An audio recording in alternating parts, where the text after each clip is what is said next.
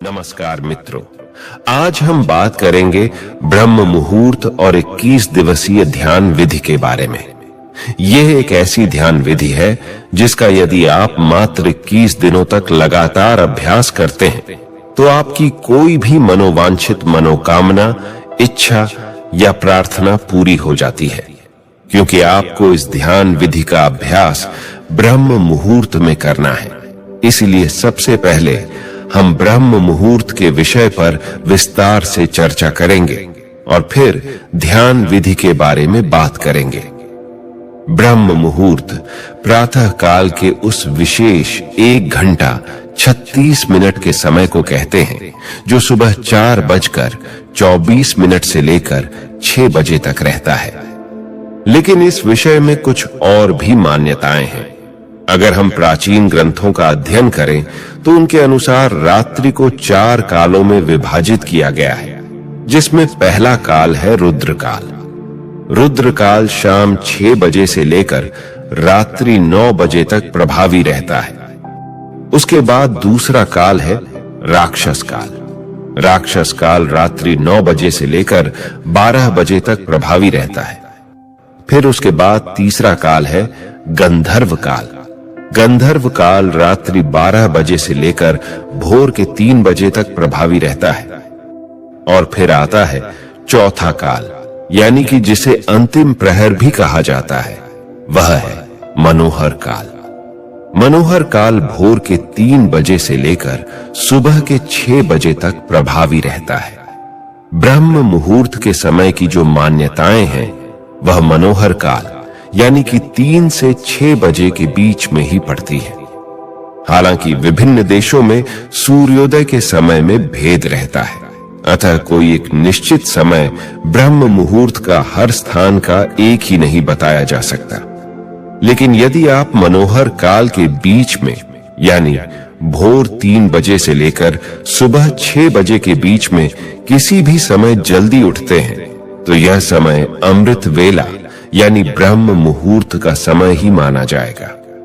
अगर हम ब्रह्म मुहूर्त का शाब्दिक अर्थ को समझने की कोशिश करें तो ब्रह्म का मतलब होता है देव, अर्थात जो ज्ञान के देवता हैं, और मुहूर्त अर्थात समय खंड, यानी एक ऐसा समय जिसमें हम ज्ञान को समझने का प्रयत्न करते हैं।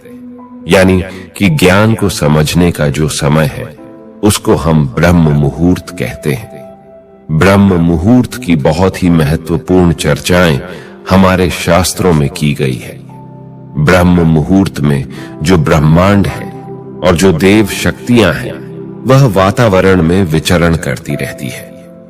अगर आपकी नींद इस समय के दौरान अचानक खुल जाती है तो इसका मतलब शुभ ऊर्जाएं आपसे संपर्क करना चाहती हैं।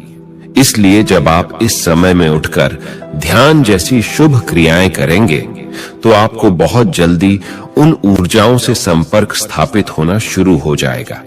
इसी प्रकार सभी धर्म के जो देवालय हैं, वह चाहे मंदिर हो, गुरुद्वारे हो या फिर जितने भी पूजा स्थल हैं, वह सब ब्रह्म मुहूर्त में ही खोले जाते हैं, क्योंकि यही वह समय है जब सारी नकारात्मक शक्तियां सो जाती हैं और सकारात्मक शक्तियां जागृत होती हैं। इस समय बहने वाली वायु को अमृत वायु कहा जाता है, क्योंकि सारा प्रदूषण और सारी दूषित वायु समाप्त होकर वातावरण में ऑक्सीजन के रूप में व्याप्त रहती है। और रात के समय ओस पड़ने के कारण इस समय वायुमंडल दिन की अपेक्षा काफी शीतल रहता है और मनोहर रहता है। इस समय वातावरण बिल्कुल शांत होता है और इस समय सोकर उठने के कारण हमारी मस्तिष्क की सभी क्रियाएं भी बिल्कुल शांत होती हैं। इसलिए यदि आप इस समय अपनी स्टडी करते हैं, पढ़ाई करते हैं, कोई प्लानिंग करते हैं या इंटरएस्पेक्ट करते हैं या ध्यान करते हैं तो उसमें आपको बहुत लाभ मिलता है। आपने वह कहावत तो सुनी ही होगी कि जल्दी सोना और जल्दी उठना सफलता की प्रथम सीढ़ी है। इसलिए यदि आप भी सफल होना चाहते हैं तो ब्रह्म मुहूर्त में उठना शुरू करें। इससे आपको बहुत सफलता मिलेगी। एक्चुअली प्राचीन काल में इलेक्ट्रिसिटी नहीं होती थी, इसलिए लाइट नहीं रहने पर लोग सूर्यास्त के बाद सो जाते थे और सूर्योदय से पूर्व यानी ब्रह्म मुहूर्त में ही उठ जाया करते थे। ये प्रकृति के साथ चलने की उनकी एक पद्धति थी। अतः जो भी व्यक्ति प्रकृति के साथ संतुलन बनाकर चलता है वह हमेशा स्वस्थ ही रहता है। और यह भी देखा गया है कि जो लोग प्रातः काल जल्दी उठते हैं वह बिल्कुल स्वस्थ रहते हैं, और अक्सर वह लोग जो नाइट शिफ्ट में काम करते हैं उनको स्वास्थ्य संबंधी समस्याएं आने लगती हैं। कहने का तात्पर्य यह है कि अगर आप प्रकृति के साथ मेल जोल बनाकर चलते हैं तभी हम स्वस्थ रहते हैं, लेकिन अगर हम प्रकृति के खिलाफ चलना शुरू हो जाएं तो हमें शारीरिक रूप और मानसिक रूप से समस्याएं आनी शुरू हो जाती हैं। मित्रों, अब तक आप समझ चुके होंगे कि ब्रह्म मुहूर्त क्या है और इसका महत्व क्या है। अब हम बात करते हैं 21 दिवसीय ध्यान विधि के बारे में। सबको मालूम है कि प्रातः काल का समय ध्यान के लिए सर्वश्रेष्ठ समय होता है, इसलिए आज हम एक ऐसी ध्यान विधि की बात करेंगे जो विशेषकर ब्रह्म मुहूर्त में ही की जाती है। यदि आप इस विधि को निरंतर 21 दिनों तक केवल 10 मिनट की अवधि तक हर रोज इसका अभ्यास करते हैं तो इन 21 दिनों के भीतर भीतर ही आपको इस विधि का रिजल्ट मिलने लग जाएगा। यह विधि विशेष रूप से आपकी कोई इच्छा, कोई मनोकामना अथवा आपकी कोई प्रार्थना जिसको आप पूरा करना चाहते हैं उसके लिए है। इससे पहले कि हम इस विधि पर पूरी बात करें, थोड़ी सावधानी रखनी जरूरी है। जैसे कि ऐसे लोग जिनको हृदय से संबंधित कोई कष्ट है, हृदय से संबंधित कोई बीमारी है, या जिनको रक्तचाप की समस्या, ब्लड प्रेशर की समस्या रहती है, वह इस विधि का अभ्यास न करें। इसलिए क्योंकि इस विधि के अंदर हमें सांस को रोककर रखना पड़ता है। यही कारण है कि हृदय रोगी और रक्तचाप के मरीज इस विधि को बिल्कुल न करें। अब कैसे इसको करना है, चलिए जानते हैं। ये एक बहुत ही चमत्कारिक विधि है और बहुत जल्दी अपना रिजल्ट देती है। इसका कारण है कि इस विधि में हम अपना ध्यान अपने आज्ञा चक्र पर स्थित रखते हैं, और आज्ञा चक्र हमारा एक ऐसा चक्र है जो हमारे संकल्प का स्थान है और हमारी विजुअलाइजेशन का स्थान है और हमारी क्रिएटिविटी का स्थान है। अगर हम इस चक्र पर केंद्रित होकर कोई प्रार्थना करते हैं, कोई संकल्प को दोहराते हैं, तो वह संकल्प या प्रार्थना बहुत जल्द पूरी हो जाती है, क्योंकि इस चक्र का कार्य क्षेत्र ही यही है। इसे हम संकल्प चक्र भी बोलते हैं। वह इसलिए क्योंकि इस चक्र पर ध्यान लगाने से हमारे संकल्प पूरे होते हैं। जैसे कि अगर हम कोई आज्ञा करें तो वह आज्ञा पूरी हो जाती है। वैसे ही सबसे पहले आप अपनी कोई एक मनोकामना लें। जैसे कोई भी ऐसी इच्छा है जो आप पूरा करना चाहते हैं, उसको अच्छी तरह डिसाइड कर ले कि मेरी यह इच्छा है, मेरी यह मनोकामना है, ये पूरी होनी चाहिए। क्योंकि आपको 21 दिनों तक केवल उसी इच्छा की पूर्ति के लिए ही इस ध्यान विधि का अभ्यास करना है। इसलिए सबसे पहले आप अपनी एक इच्छा डिसाइड कर लें, फिर अपना ध्यान शुरू करें। सबसे पहले अर्ली मॉर्निंग यानी किसी ब्रह्म मुहूर्त के समय आप उठेंगे, और उठने के बाद फ्रेश होकर नहा धो लें तो अच्छी बात है। नहीं तो सिर्फ अगर मुंह हाथ भी अच्छी तरह से धो लेंगे तो भी चलेगा। और फिर उसके बाद आप अपने घर के मंदिर में, पूजा स्थल में या अपने ध्यान कक्ष में ध्यानस्थ होकर बैठ जाएं। ध्यान रखें कि वो जगह ऐसी हो जहां से बाहर की प्राणवायु भी आपके कमरे के भीतर प्रवेश करती हो, क्योंकि इस विधि को हम प्रातः काल ब्रह्म मुहूर्त में करते हैं। अतः इस समय आपको शुद्ध प्राणवायु की जरूरत रहेगी, तो ऐसे स्थल पर बैठना है जहां पर खुली हवा आपको अपने रूम में आती रहे। और जब आप ध्यानस्थ होकर बैठे तो कमर सीधी करके और गर्दन सीधी करके दोनों हाथों को घुटनों पर रखकर बैठ जाएं।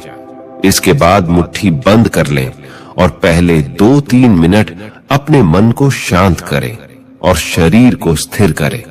जब आपका मन शांत हो जाए, शरीर स्थिर हो जाए तथा श्वास सामान्य हो जाए, फिर आपको अपना ध्यान अपनी आज्ञा चक्र पर लेकर जाना है। आज्ञा चक्र यानी कि दोनों भौहों के बीच में जहां पर हम तिलक लगाते हैं या स्त्रियां बिंदी लगाती हैं, उस स्थान पर आप अपने अवधारणा को, अपनी अटेंशन को लेकर आएंगे और वहीं पर पूरा समय आप अपना ध्यान बनाकर रखेंगे। अब आपको इसी जगह पर लगातार अपने मानसिक नेत्रों से इस स्थान को महसूस करते रहना है। जब आप अपने मानसिक नेत्रों से इस स्थान को महसूस करते रहेंगे तो अपना ध्यान यहां पर बनाए रखेंगे। फिर आप एक लंबी गहरी सांस भरेंगे और लंबी गहरी सांस भरकर उसको अंदर ही रोक कर रखेंगे। जब आप अपनी सांस को अंदर भरकर रोक लेंगे और उस दौरान आपका ध्यान भी आज्ञा चक्र पर टिका रहेगा, उस समय आप अपने इष्ट देवी देवता या गुरु का चित्र अपने आज्ञा चक्र पर देखेंगे और अपने इष्ट देवी देवता या गुरु का चित्र अपने आज्ञा चक्र पर देखते हुए और सांस को अंदर रोक कर रखते हुए आप प्रार्थना या संकल्प करेंगे या अपनी इच्छा को दोहराएंगे। जो भी आपकी इच्छा है, एक लाइन में उसको दोहराना है कि हे गुरुदेव या है मेरे परमात्मा, जिनको भी आप मानते हैं, उनके आगे आप प्रार्थना करेंगे कि मेरी इच्छा पूरी हो। और तब तक आप उस इच्छा को दोहराते रहेंगे जब तक आपके अंदर उस सांस को अंदर रोक के रखने की क्षमता है। वो सांस अपने अंदर 10 सेकंड भी रोक सकते हैं, 20 सेकंड भी रोक सकते हैं या फिर 30 सेकंड भी रोक सकते हैं। जितना हो सके मैक्सिमम टाइम तक बिना कष्ट के आप अपनी सांस को अंदर रोक सकते हैं। इसके बाद ध्यान आज्ञा चक्र पर बनाए रखेंगे और अपने मन की आंखों से अपने इष्ट देवी देवता या गुरु का स्मरण करते रहेंगे और बार बार अपनी इच्छा को रिपीट करते रहेंगे तब तक जब तक कि आपकी सांस अंदर रुकी हुई है। जब आपको लगे कि इससे ज्यादा आप अपने सांस को अंदर नहीं रोक सकते हैं तो फिर धीरे से मुंह से सांस को बाहर निकाल देंगे। याद रखें कि आपको अपनी सांसों को नाक से भरना है और बाहर मुख से निकालना है। इस तरह ये एक चक्र हुआ। फिर आप 15 या 20 सेकंड तक थोड़ा सा रेस्ट करेंगे और सामान्य स्थिति में बैठे रहेंगे। रेस्ट के बाद तुरंत दूसरा चक्र शुरू करना है, यानी कि फिर से एक लंबी गहरी सांस भरना है, सांस को अंदर ही रखना है।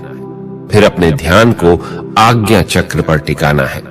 इसके बाद अपने मन में इष्ट देवी देवता अथवा अपने गुरु का चित्र निहारना है और इन सभी चीजों के साथ दोबारा अपनी प्रार्थना को फिर से रिपीट करना है। अपने संकल्प को, अपनी इच्छा को फिर से दोहराएंगे और तब तक दोहराते रहेंगे जितनी देर आपकी सांस अंदर रुकी रहेगी। और जब आपको लगे कि इससे ज्यादा आप सांस को नहीं रोक सकते तो सांस को मुंह से बाहर निकाल दें और फिर कुछ सेकंड तक रेस्ट करें। इस तरह ये 2 चक्र हुआ। ऐसे आपको लगातार बीच में रुक रुक कर कुछ सेकंड रेस्ट करते करते अपनी इच्छा को बार बार आपको दोहराते जाना है और लगभग 10 मिनट तक आपको ऐसा 21 दिनों तक हर रोज करना है। क्योंकि ये एक पूरी विधि है, इसलिए आपको 21 दिनों तक सच्चे मन से इसे पूरा करना ही करना है। तभी आपकी सारी इच्छाएं पूरी हो सकती हैं। अगर आपने बीच में मिस कर दिया या छोड़ दिया तो आपकी मनोकामनाएं पूरी होने की संभावना कम है। आखिरकार ऐसा क्यों होता है और इस विधि की साइंस क्या है? पहली बात, हमारा आज्ञा चक्र, जैसे मैंने आपको पहले भी बताया है, यह हमारा संकल्प का स्थान है, यह हमारे विजुअलाइजेशन का स्थान है, यह हमारा आज्ञा का स्थान है। तभी इसका नाम आज्ञा चक्र पड़ा है। इसलिए जब हम इस स्थान पर आकर कोई आज्ञा करते हैं, कोई प्रार्थना करते हैं या फिर कोई संकल्प करते हैं तो वह आज्ञा, वह संकल्प, वह प्रार्थना पूर्ण हो जाती है। हम जो भी आज्ञा चक्र पर केंद्रित होकर कोई ऐसी चीज की डिमांड करते हैं तो वह डिमांड पूरी हो जाती है, क्योंकि यह इच्छा पूर्ति का स्थान है। और दूसरी बात, जब हम इस प्रकार से सांस को अंदर रोकते हैं तो क्या होता है, इससे हमारी पूरी बॉडी में एक इमरजेंसी की सिचुएशन आ जाती है। जब हम इतनी देर तक सांस को रोकते हैं तो क्या होता है, हमारा दिमाग रुक जाता है, हमारे विचार रुक जाते हैं। ऐसा क्यों होता है? ऐसा इसलिए होता है क्योंकि अब आपके पास लग्जरी नहीं है आराम से विचार करने की। अब एक आपातकालीन स्थिति है। ऐसी स्थिति में आप विचार नहीं कर पाएंगे। इसलिए जब आप अपना सारा ध्यान अगर किसी एक चीज को चुनकर लगाएंगे तो उसी स्थान पर आपका ध्यान लगा रहेगा, यानी कि आपका मन पहले से ज्यादा एकाग्र हो जाएगा। तो जब आप सांस को भरकर रोकते हैं तो यह दूसरी महत्वपूर्ण चीज है। और तीसरी बात यह है कि जब आप इस प्रकार एकाग्र हो जाते हैं और बार बार अपनी मनोकामना को रिपीट करते हैं तो क्या होता है, इससे धीरे धीरे आपकी वह इच्छा आपके चेतन मन से अवचेतन मन में चली जाती है। यानी वह इच्छा 1 दिन बाद, 2 दिन बाद या 3 दिन बाद जो विचार आप बार बार दोहरा रहे हैं वह आपके अवचेतन मन में जाना शुरू हो जाता है, जो हमारे मन का गहरा तल है। और अगर आप किसी विचार को अपने अवचेतन मन में यानी कि अपने सबकॉन्शियस माइंड में उतार देते हैं तो लॉ ऑफ अट्रैक्शन के अनुसार वह इच्छा आपकी पूरी हो जाती है। यही इसकी साइंस है। इसमें तीनों चीजें विशेष रूप से कार्य करती हैं। पहला आज्ञा चक्र, क्योंकि यह आज्ञा का स्थान है इसलिए हमारी आज्ञा को पूरी करता है। दूसरा सांस, जब अपने अंदर रोक कर रखते हैं तो शरीर में इमरजेंसी की स्थिति हो जाती है, जिससे आप फालतू के विचार करने से बच पाते हैं और आपका मन एकदम से एकाग्र हो जाता है। तीसरी चीज, जब आप अपने अवचेतन मन को खोल रहे होते हैं तब आपकी जो इच्छा है वह आपके अवचेतन मन में चली जाती है, जिससे उस इच्छा पूर्ति के द्वार खुलने शुरू हो जाते हैं। और एक और जो सबसे महत्वपूर्ण बात है, वह आप इस विधि को ब्रह्म मुहूर्त के समय में कर रहे हैं। ब्रह्म मुहूर्त का समय की जो विशेषता है वह मैंने शुरू में ही आपको डिटेल में बता दिया है कि अगर हम कोई विधि ब्रह्म मुहूर्त के समय में करते हैं यानी प्रातः काल में करते हैं तो यह समय देवताओं का समय है, परमात्मा का समय है।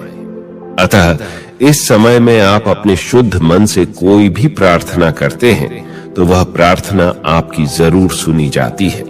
तो अब आप पूरी तरह समझ चुके होंगे। अगर आप भी कोई संकट में फंसे हुए हैं और आप उस संकट से बाहर निकलना चाहते हैं तो उस संकट से बाहर निकलने के लिए आप इस प्रकार से ध्यान करें। या आपकी कोई बहुत जरूरी, कोई आवश्यक इच्छा है या मनोकामना है या कोई जरूरत है जिसे आप जीवन में पूरा करना चाहते हैं तो उस इच्छा या जरूरत को आप इस विधि से अपने जीवन में पूरा कर सकते हैं। एक बात और, ऐसी कोई भी इच्छा पूर्ति के लिए इस विधि का प्रयोग न करे जिससे दूसरे का नुकसान हो, अन्यथा इसके दुष्परिणाम के जिम्मेदार आप खुद होंगे। आप इस विधि का अभ्यास सच्चे मन से करें, क्योंकि यह विधि हमारी आजमाई हुई विधि है। खुद मैंने अपने जीवन में इसको कई बार आजमाया है और हमेशा इसमें सफलता हासिल किया है, इसलिए आप भी सफल होंगे। इसका अभ्यास निरंतर करें, आपको बहुत लाभ होगा। आपको आज की हमारी प्रस्तुति कैसी लगी कमेंट्स में जरूर बताइएगा। और अगर आप हमारे चैनल पर नए हैं तो हमारा सात्विक चैनल को सब्सक्राइब जरूर कीजिएगा। धन्यवाद।